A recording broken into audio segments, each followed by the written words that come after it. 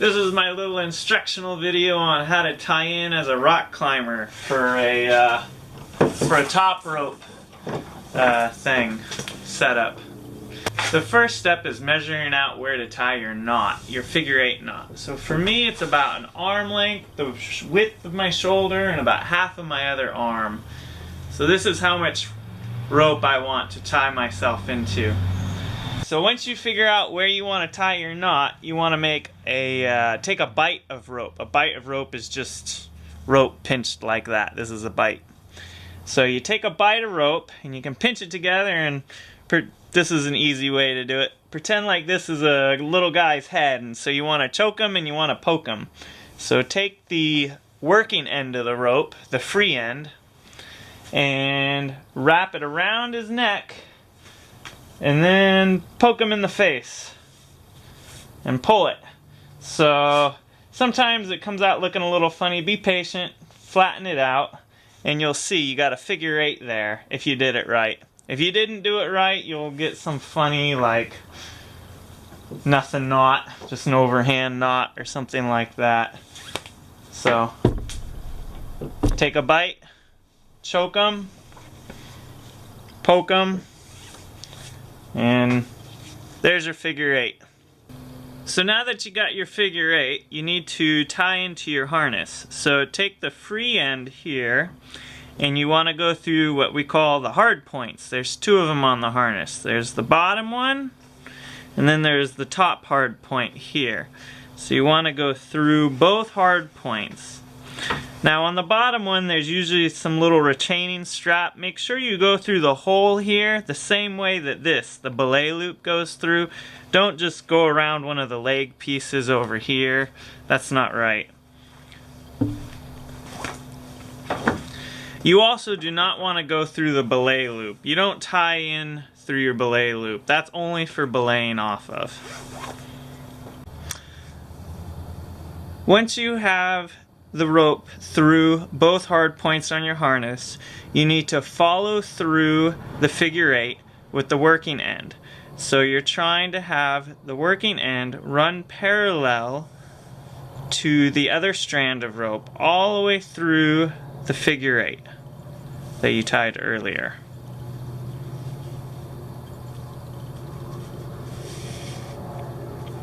So it should look about like this. Alright, you know you've done it right when you see 2 parallel strands of rope 5 times through the knot. Once here, second time here, third time, fourth time, 5th time. So that's a properly tied figure 8 knot. Okay, now the next knot is the double fisherman's knot, sometimes referred to as the backup knot. It's not necessary really, but most gyms want you to tie it, and it's kind of sort of good practice to always have it, I suppose. The purpose of it is primarily to prevent the figure 8 from untying. A, either it's flopping around and it makes it loose, or B, you just don't have enough tail on the figure 8. And C, having the double fisherman's knot keeps this tail from flopping around and getting in your face or something like that. So to tie this knot, you want to take your free end, your working end, and go around the rope that's going up the wall. So go around once.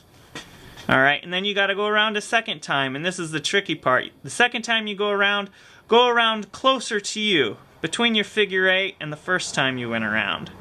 Alright, now that you've gone around 2 times, take your little free end and slide it up through this hole here. Do you see that? And then just pull it tight. And that's your double fisherman's knot. The way you can check the double fisherman's knot is on one side it appears to make an X, if you can see that, and on the other side it looks like it's making an equal sign, or you just see 2 parallel ropes. In this case, my tail's not quite long enough to make a double fisherman's knot. And as long as you have about 6 inches of tail coming off of your figure 8 knot, and it's tied tightly, you're probably going to be okay, especially if you're only going to do a top rope up and down once. So you can get away without tying the double fisherman's knot, and a lot of climbers never do it. But it's, I guess, generally good practice to always have one tied, and most gyms require it. Okay, so I'm all tied in. I'm ready to climb, right? No. Check everything first. How do you check the climber? So I always say start at the harness. Make sure the waist is tight. You can slip a hand in there, but it's too tight to turn your hand sideways. And that it's above the hips. Next, you want to make sure that you're double backed on the harness, both here and both leg loops. Make sure they're double backed. If you don't know what that is, look it up. I'm not explaining it right now. Make sure that the climbing rope is going through both hard points, not just one or the other, or the belay loop. You do any of that, it's going to be really awkward when you sit down, and you might flip upside down. Once you got the harness checked out, check out your knot. Start to make sure that it's close enough to the harness. You don't want your figure eight knot way up here. It'll be hitting you in the face and it'll just be awkward. So a good distance is about a fist width away from your harness. And then check your figure eight knot. How do you do that? Like I showed you earlier, make sure you have 2 parallel lines or parallel ropes 5 times through this knot. So we've got 1, 2, 3, 4, and 5. Perfect. And then check your double fisherman's knot. Make sure on one side you see 2 parallel ropes, and on the other side you see an X. One way to think about it is 2 times 5, or I'm sorry, 2 times 5 equals 10.